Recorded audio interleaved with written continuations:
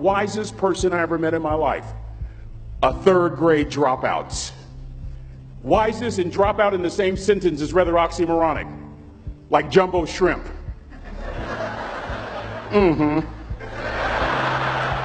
Like fun run, ain't nothing fun about it. Like Microsoft Works, y'all don't hear me. I used to say like country music, but I've lived in Texas so long, I love country music now. I hunt, I fish, I have cowboy boots and cowboy, y'all, I'm a black neck redneck. Do you hear what I'm saying to you? No longer oxymoronic for me to say country music.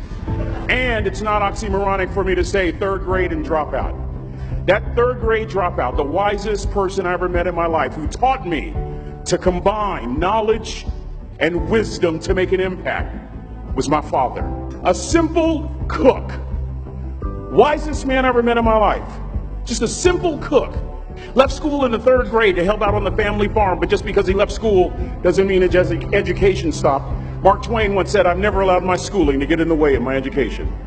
My father taught himself how to read, taught himself how to write, decided in the midst of Jim Crowism, as America was breathing the last gasp of the Civil War, my father decided he was going to stand and be a man. Not a black man, not a brown man, not a white man, but a man. He literally challenged himself to be the best that he could all the days of his life. I have 4 degrees. My brother is a judge. We're not the smartest ones in our family. It's a third grade dropout daddy. A third grade dropout daddy who was quoting Michelangelo, saying to us, "Boys, I won't have a problem if you aim high and miss, but I'm going to have a real issue if you aim low and hit."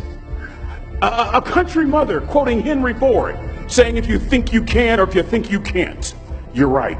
I learned that from a third grade drop. Simple lessons. Lessons like these. Son, you'd rather be an hour early than a minute late. We never knew what time it was at my house because the clocks were always ahead. My mother said for nearly 30 years my father left the house at 3:45 in the morning.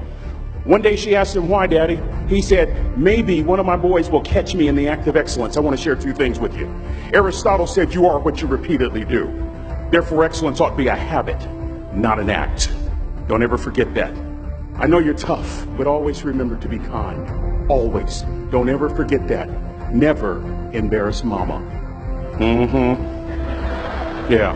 If mama ain't happy, ain't nobody happy. If daddy ain't happy, don't nobody care. But I'm trying to tell you. Next lesson.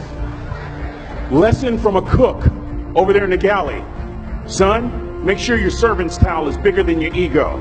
Ego is the anesthesia that deadens the pain of stupidity. Y'all might have a relative in mind you want to send that to. Let me say it again. Ego is the anesthesia that deadens the pain of stupidity. Pride is the burden of a foolish person. John Wooden coached basketball at UCLA for a living, but his calling was to impact people. And with all those national championships, guess what he was found doing in the middle of the week? Going into the cupboard, grabbing a broom, and sweeping his own gym floor. You want to make an impact? Find your broom. Every day of your life, you find your broom. You grow your influence that way. That way you're attracting people so that you can impact them. Final lesson. Son, if you're going to do a job, do it right. I've always been told how average I can be. Always been criticized about being average. But I want to tell you something. I stand here before you, before all of these people, not listening to those words, but telling myself every single day to shoot for the stars, to be the best that I can be. Good enough isn't good enough if it can be better, and better isn't good enough if it can be best. Let me close with a very personal story that I think will bring all this into focus. Wisdom will come to you in the unlikeliest of sources, a lot of times through failure. When you hit rock bottom, remember this. While you're struggling, rock bottom can also be a great foundation on which to build and on which to grow. I'm not worried that you'll be successful. I'm worried that you won't fail from time to time. A person that gets up off the canvas and keeps growing, that's the person that will continue to grow their influence. Back in the 70s, to help me make this point, Let me introduce you to someone. I met the finest woman I'd ever met in my life. Back in my day, we'd have called her a brick house. This woman was the finest woman I'd ever seen in my life. There's just one little problem. Back then, ladies didn't like big old linemen. The blind side hadn't come out yet. They like quarterbacks and running backs. We're at this dance, and I find out her name is Trina Williams from Lompoc, California. And we're all dancing, and we're just excited. And I decide in the middle of dancing with her that I would ask her for her phone number. Trina was the first one. Trina was the only woman in college who gave me her real telephone number. The next day, we walked to Baskin & Robbins ice cream parlor. My friends couldn't believe it.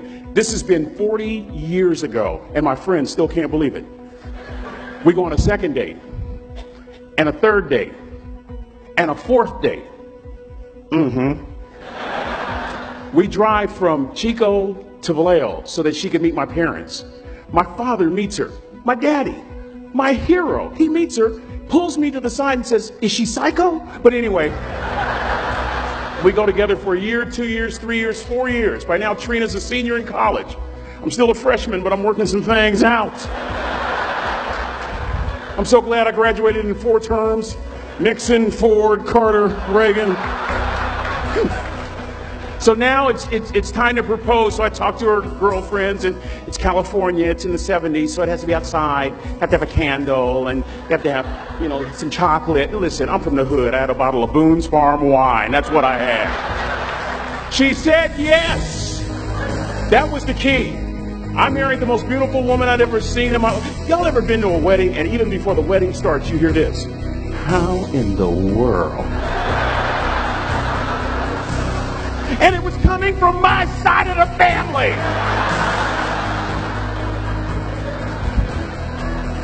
We get married, we have a few children, our lives are great. One day, Trina finds a lump in her left breast. Breast cancer. 6 years after that diagnosis, me and my 2 little boys walked up to Mommy's casket. And for 2 years, my heart didn't beat. If it wasn't for my faith in God, I wouldn't be standing here today. If it wasn't for those 2 little boys, there would have been no reason for which to go on. I was completely lost.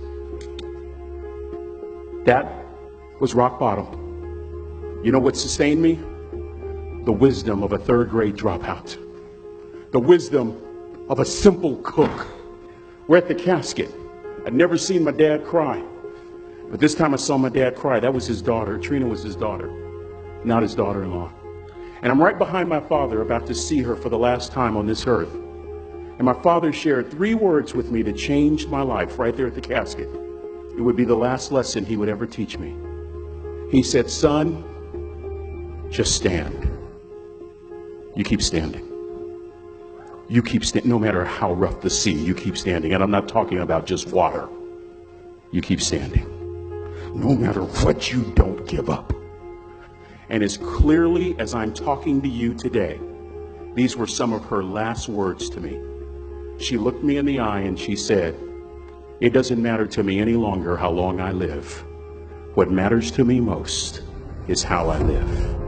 I ask y'all one question, a question that I was asked all my life by a 3rd grade dropout. How you living? How you living? Every day, ask yourself that question, how you living? Here's what a cook would suggest you to live this way. That you would not judge, that you would show up early, that you'd be kind, that you'd make sure that that servant's towel is huge and used, that if you're going to do something, you do it the right way. That cook would tell you this, that it's never wrong to do the right thing, that how you do anything is how you do everything. And in that way, you will grow your influence to make an impact. In that way, you will honor all those who have gone before you, who have invested in you. Look in those unlikeliest places for wisdom. Enhance your life every day by seeking that wisdom and asking yourself every night, how am I living? May God richly bless y'all. Thank you for having me.